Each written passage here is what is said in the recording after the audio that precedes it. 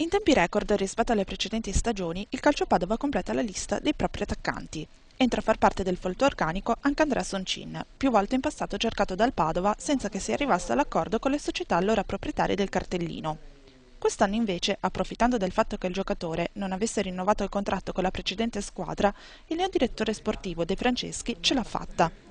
Offrendo al calciatore un contratto biennale con opzione di rinnovo per il terzo e un ingaggio di 350.000 euro annui, ha avuto la meglio su concorrenti di Serie A e B come Livorno e Mantova, riuscendo così a trasformare in realtà il sogno di dirigenti e di numerosi tifosi. Sono felicissimo, arrivo in una piazza ambiziosa, in una società seria e organizzata.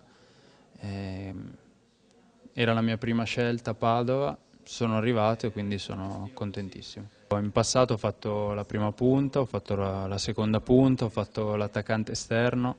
Penso che davanti mi adatto alle varie situazioni, quindi da parte mia nessun problema, mi metto a disposizione del mister, dei compagni e spero di integrarmi il prima possibile in questo nuovo gruppo. 31 anni di età il mese prossimo, gli ultimi 5 campionati giocati sui campi di Serie A e B con Atalanta e Ascoli.